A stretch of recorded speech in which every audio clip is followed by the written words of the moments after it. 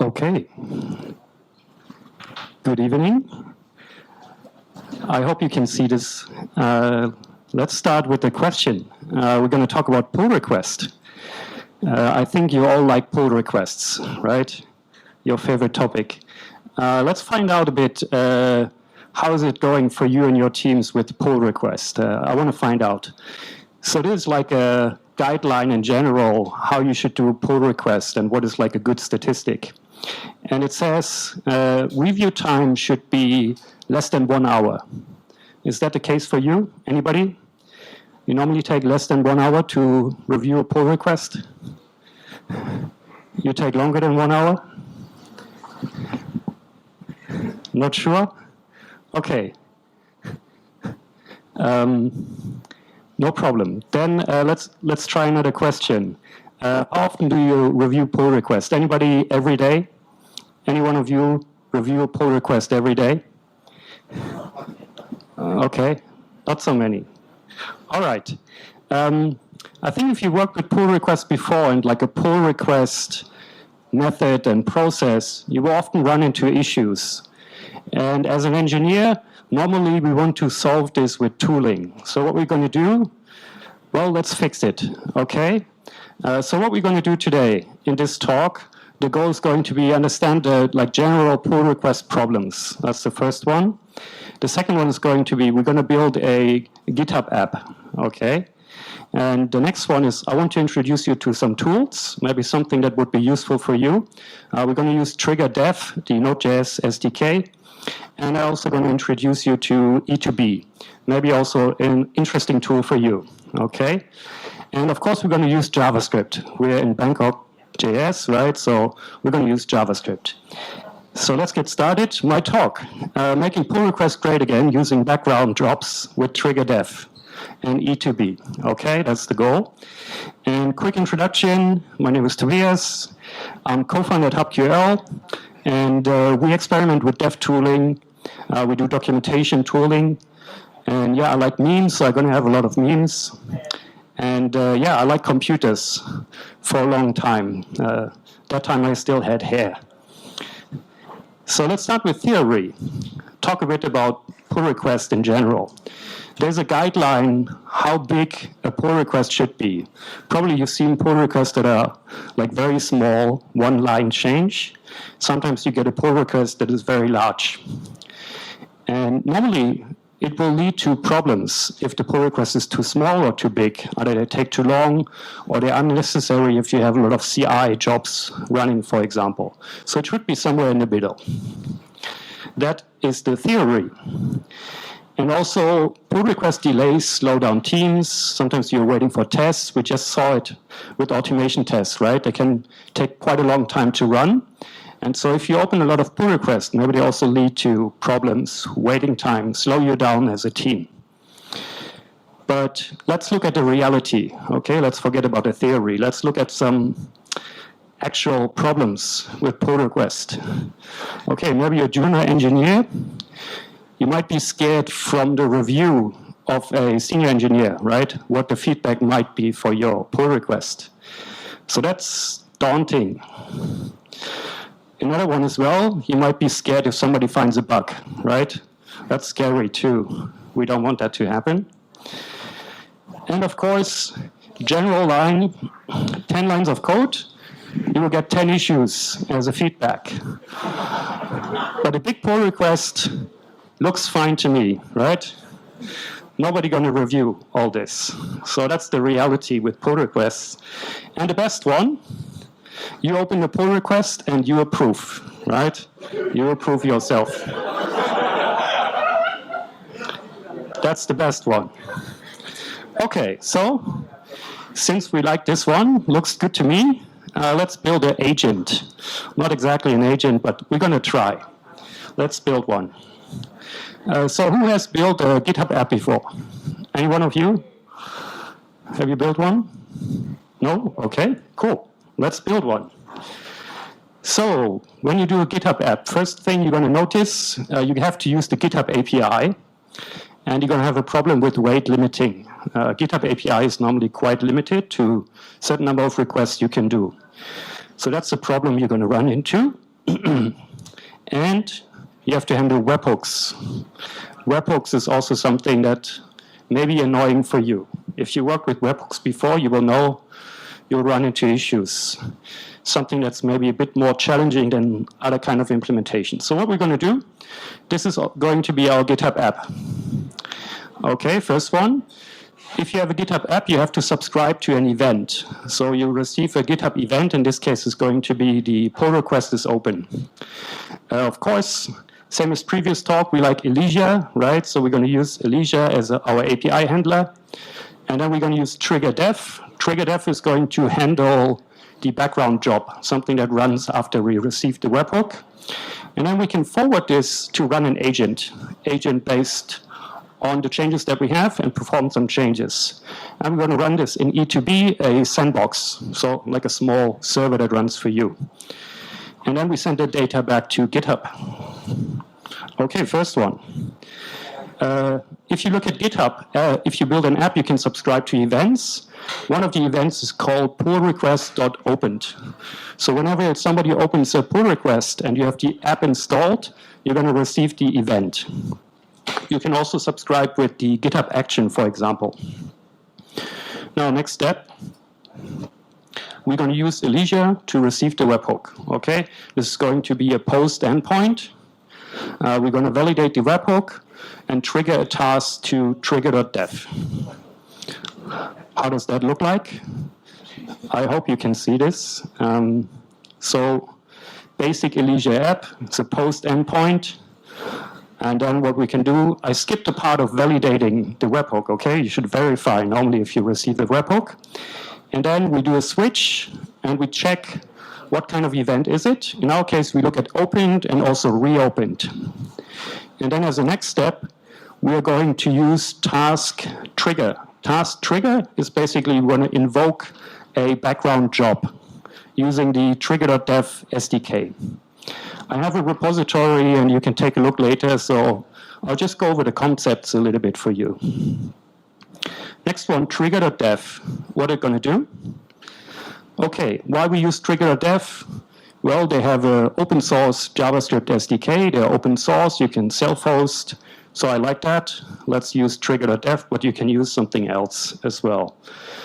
They claim themselves as a open source background jobs platform. So what they offer is different things, workflows, agents that you can run. You can control concurrency.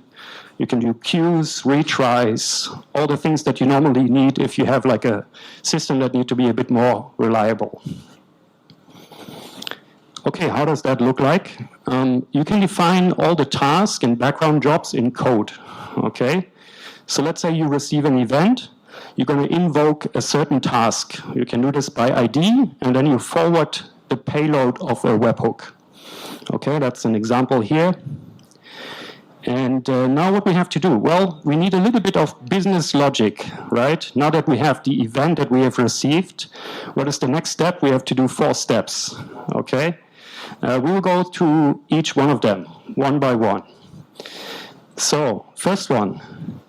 Getting the data from GitHub, okay? Imagine you receive a webhook as an event. What you want to do, if you have a GitHub app, normally somebody installed this, right? And then you get a installation ID. Installation ID, you can assign a token and use this as acting as the GitHub app, okay? That's the authentication and authorization part that you can do. And once you have this, you can use Octokit, okay? Octokit is a SDK that you can use, NodeJS based, and you can interact with the GitHub API. Okay, we're going to use Octokit.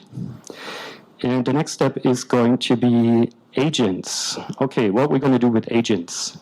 Let me introduce you to E2B, first of all. E2B, their goal is to produce sandboxes where you can run agent-generated code, okay, or AI-generated code. This can be unsafe to do, right? So you might want to have a sandbox, something standalone that's not running in your infrastructure, but maybe in another place as a sandbox. So you can use E2B, and they also have an SDK for Node.js, so we're going to use that. The way you can use it, this might be a little too small, but what you can do is sandbox.create, and then you can interact with the sandbox, sending shell commands, for example.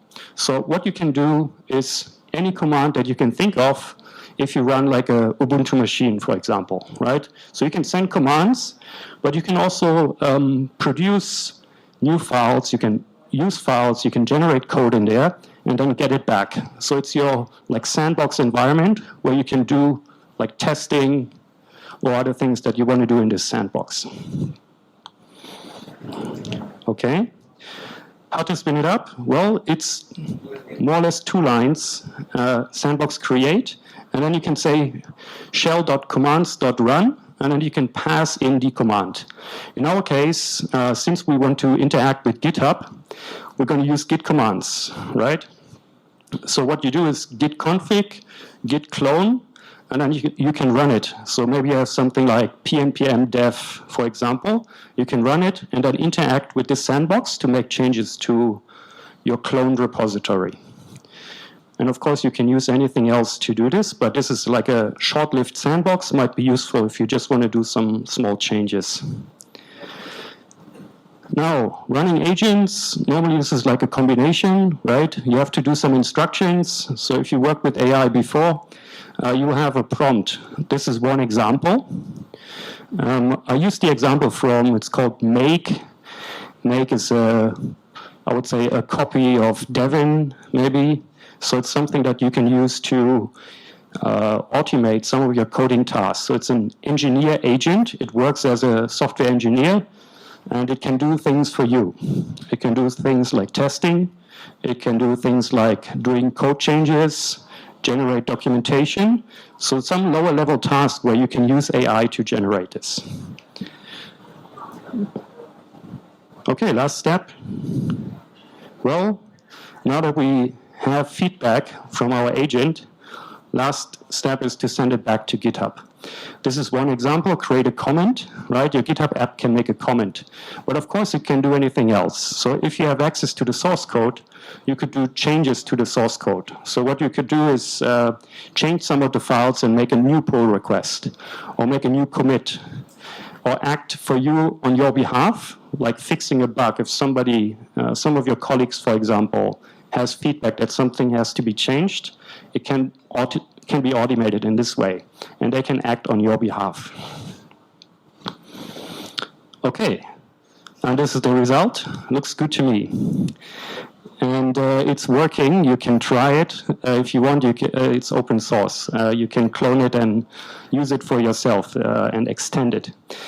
And yeah, it would look like this, right? If you ever had a GitHub app installed, what you're going to do is create a comment on behalf of the GitHub app. Now, I want to give you some alternative solutions because this is just one example. Trigger.dev, to understand maybe what it does, it's similar to Ingest, maybe Temporal, if you used that before. You can use Supabase, AWS EventBridge, or you can use GitHub Actions, right? If you just want to run something on behalf of your code changes when you do a pull request. And the second one, E2B, you can use GitHub Actions, for example, as well. You can, just run shell commands if you want inside GitHub Actions. You can use EC2 or Jenkins. Why do we use E2B? Because they abstract away a lot of the handling of the machines, and it's short-lived, and it's like standalone, so it doesn't run into other issues that you may have doing this approach. Future work. Okay, now this is just a concept, right? Just to give you some ideas today. I think what was missing is like looking into concurrency, looking into retries is something that you have to consider when you work with webhooks. Maybe also order of execution, right? You might have 2 events almost the same time, but you don't handle them within the right order. This is also something you can control with a system like Trigger.dev. And of course, looks good to me, maybe not enough. So let's imagine something that might be more useful, handling a pull request, right? You can think of ideas how you can make in your team make a small GitHub app that helps you to have something useful out of this. But in general, I want you to maybe think about how to make PRs better. Yeah, how can you maybe leverage AI within your team to reduce some of the work that is annoying for you and focus on things that's maybe more fun for you. So use that. Okay. Maybe you want to build something on top of this. I already gave you like the framework as a whole. So feel free to scan this. Again, this is not payment code. This goes to the repository. I'll share the link later as well. And also, if you do one of those, we might have a job for you at Hubql. So it might be some motivation as well for you to do it. So take a look at the repository. And if anybody of you using Cursor as an IDE, please talk to me afterwards. It will be great to have a discussion. And yeah, any questions? Please go ahead if you have a question.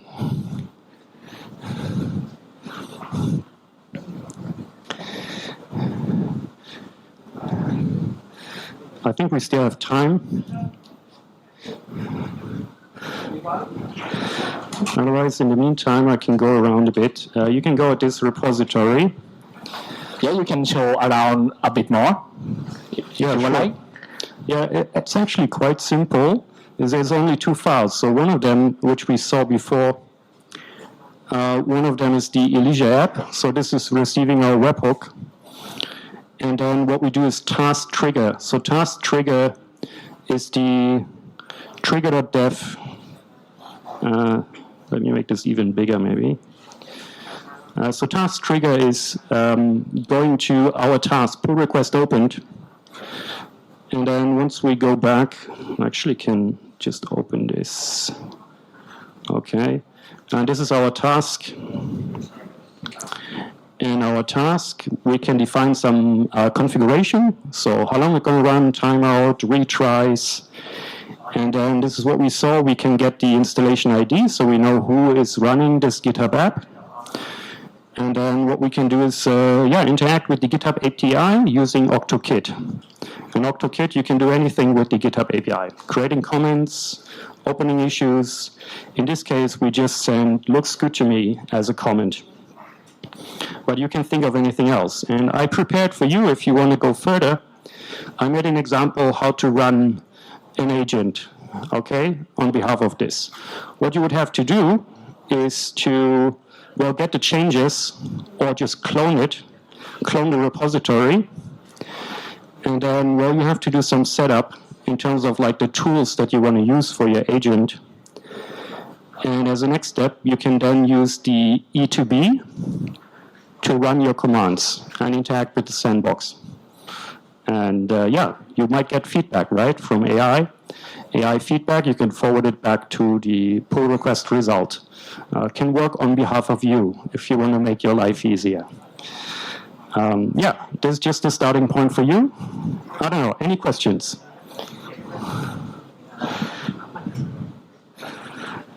Then I think that's it. Thank you very much. See you.